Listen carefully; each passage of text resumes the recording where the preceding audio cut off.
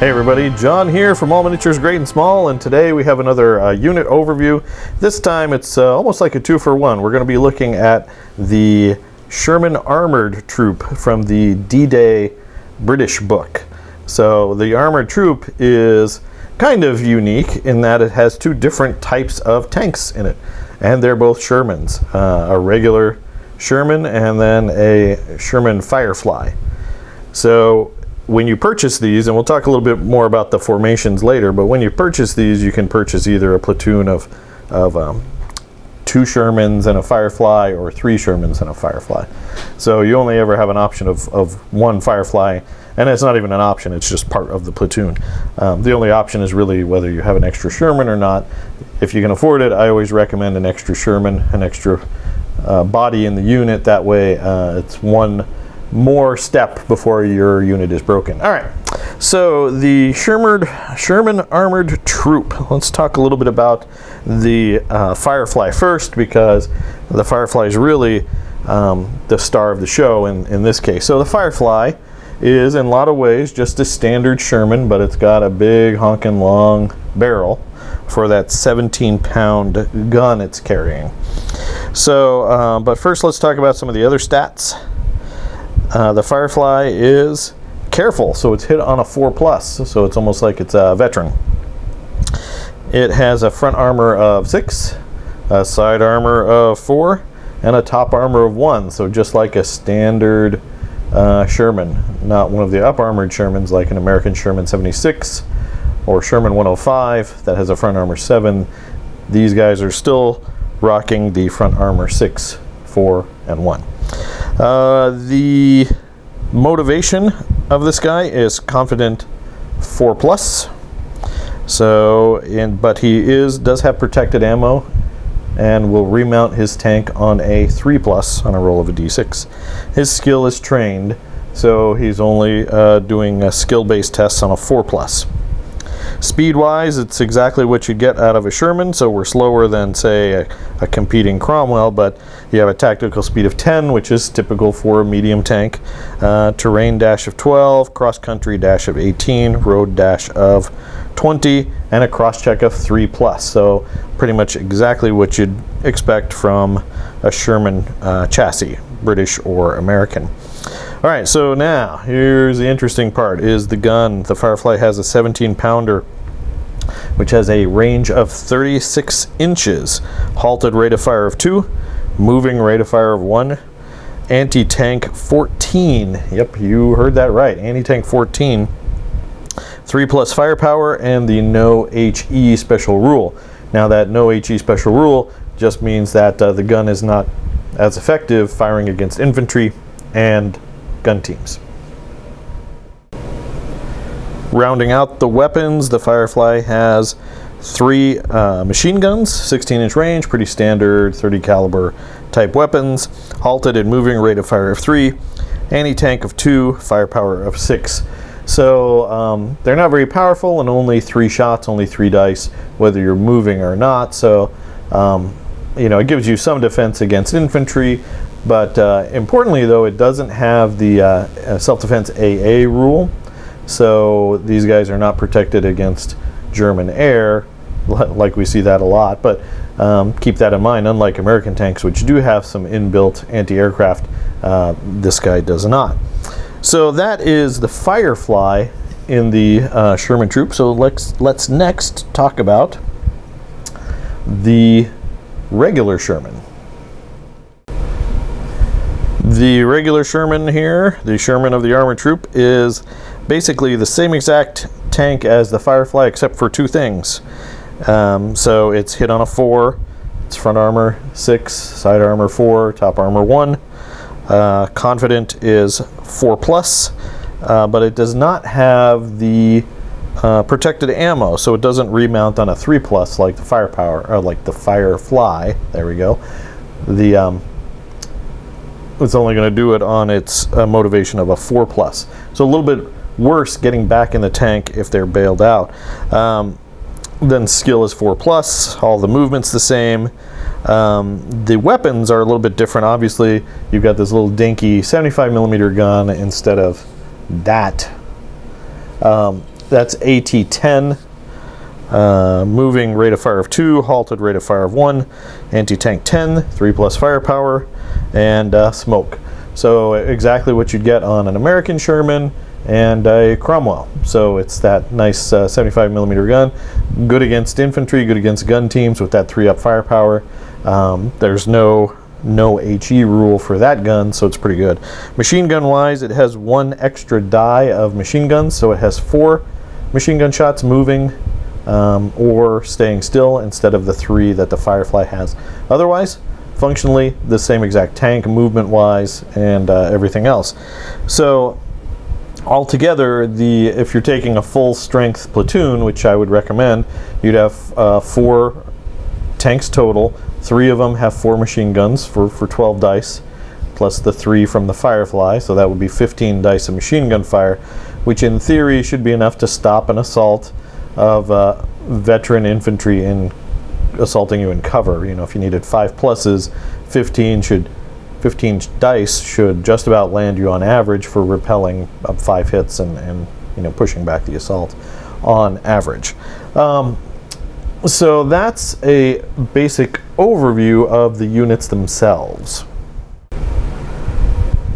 Next up, let's talk about some unit matchups and maybe some tactical implications of that 17-pounder gun that you're going to get on your Firefly. So here are some common German armored units you might face in the D-Day book. You got your Panzer IV, your Stug or Stug, and a Panther. I don't have a I don't have a Tiger out, but this will be good enough. I'd also like to thank Jacob, not my son Jake, but Jacob, who also plays with us, for letting us borrow his Germans. These are his German vehicles we're using. They're a little bit more aesthetically pleasing than my old collection of beat-up Germans that I have. I actually did paint, these are my British tanks. I know it's weird. I actually painted up British, but I did. These were out of the one of the open fire starter sets, the ones where the tanks were actually good. They had a starter set where the tanks were terrible. A couple of starter sets, I think, where the tanks were terrible. This is where the starter set was actually pretty good. They weren't quite as good as the box set, but the way I painted them up, and I thought they turned out pretty well. But sorry, that's an aside. We'll get back on track here with the unit. All right, so if you watched my American Sherman video, almost everything there applies except for the fact that Americans have the very cool stabilizer rule on their main gun, which in my opinion makes the American Shermans superior to the British Shermans. And that I think that opinion is probably shared by most people. The British have lost semi-indirect fire in this version of the game, or at least in this book. And I talked a little bit about that in my Cromwell unit overview. Whereas almost like it was promoting 2 different kinds of play styles. The Americans had stabilizers, so if they moved, they could still fire twice. The British had semi-indirect fire, so if they stayed put and stayed at long range, they could re-roll their misses. So you know, it encouraged 2 distinctive types of play. The Americans aggressive, the British hanging back. And that might be one of the reasons why they got rid of it. Again, I'm not privy to the backroom dealings at Battlefront headquarters, but it's all my speculation on it. Or they might just want to get rid of the re-roll mechanic. So anyway, let's look at what we've got to work with here. So the Shermans have smoke. The regular Shermans. The Firefly does not, but it has your AT-14 gun, and that's going to do a lot of your heavy lifting. Shermans, these particular Shermans can knife fight with the Germans just as well as anyone else, except maybe the Americans. Although you want to look at maximizing the use of your Firefly. So one of the reasons why I suggest 4 tanks instead of 3 is so that you can, in version 4, let's say you have a handy hedge here, leave your Firefly in support. Let's scoot everyone up a little bit here so you can actually see the Firefly. There we go. I got my Firefly in support. Now, he can stay put, and as long as he doesn't move, he is he's pretty good back there. He doesn't need to be with the platoon necessarily. Again, so as long as our Firefly stays put and doesn't move, he's not going to have any penalties to shooting. It's the minute he starts moving that he might accrue a +1 to hit. So as long as he's in a good position to overwatch something or snipe, you can leave him there. Now this unit can then kind of almost operate independently. You still have the platoon commander and 2 tanks, so that unit's still in good spirits. You would have to lose 2 of these tanks destroyed before you would test for morale for that guy. Whereas if it was just a 3-tank platoon and you just had 2 tanks running forward, losing 1 would mean you're testing. So it's a risky it's a risky tactic to separate them out, because he's not contributing to the morale, keeping this unit in good spirits. It would just be these 3. But it does give you some tactical flexibility in that these Shermans can operate, maybe charge forward, smoke, get into close range, do what they need to do against the enemy, while the Firefly stays back and picks them off, picks off important targets, or just lends its firepower to whatever's being attacked. So this is something you might see or might consider. The other option is just having the Firefly with these guys as they attack, and you just treat the Firefly like anything else. Now, one of the issues or things you want to keep in mind is in version 4, your enemy can specifically target the Firefly. So this Panther firing at this unit of 4 could say, well, the Firefly is going to be my primary target. So the first hit has to go on the Firefly. If you're far enough away, I know they're right next to each other because I'm filming, but if they're far enough away, you can try to swap that hit using the mistaken target rule. So if he hits him and I'm far enough away for mistaken target to kick in, I could swap that hit to that hit on a 3+, or that hit over here to this guy. And that's what keeps him safe. So normally a 3+ or a 66.6% chance of swapping off the hit off of a vehicle that you want to keep safe. That's another advantage to keeping that Firefly back here, because if he's at long range, to target him and assign hits, he's going to have to declare him as a target. Now maybe he's at long range, maybe he's behind cover. Instead of hitting him on a 4, you're hitting him on a 6, and you've got these tanks in your face. Or do you just ignore him and fire at these guys, hoping to break your company? So you have some options there, but just know if you operate them together, any German player worth his salt is going to try to pick out the Firefly first. Obviously that's the target you're going to go for. Mistaken target exists to help mitigate that, and it's a pretty good chance. You can't do mistaken target when you're at close range of the enemy, but otherwise mistaken target's your friend in keeping this guy alive. Now I'm not going to go into too much depth with the standard Sherman versus these guys, because we pretty much had that conversation in the American Sherman overview. AT-10 has a pretty decent chance versus the front armor 6 of a Panzer IV. Front armor 7 starts to get iffy, particularly at long range.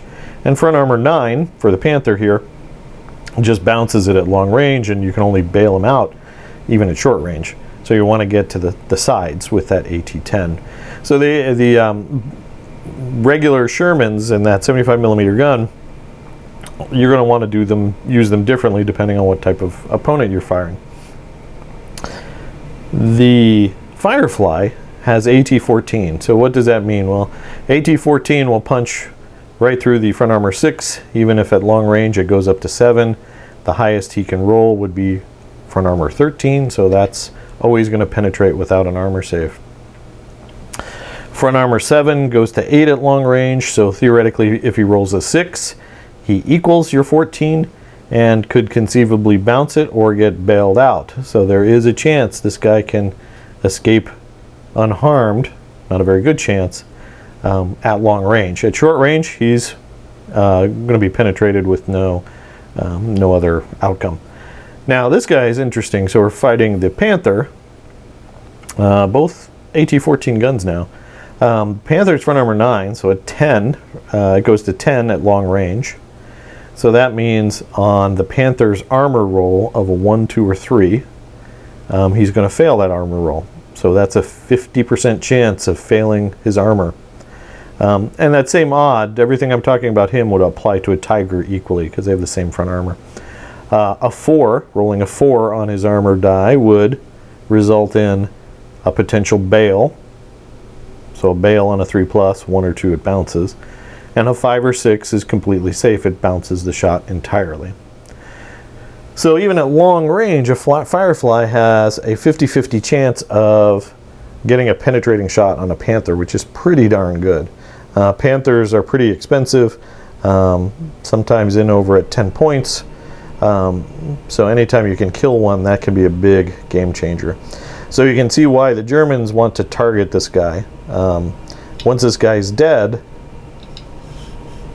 the Panther can operate out in the open against these guys pretty much with impunity, as long as you don't get on the side, you're in trouble, right? But that's a Panther discussion for later when we do our Panther overview, and not so much a Sherman overview. All right, so against tanks, that gives you some idea, some at least direction to go when you're thinking about how to employ these.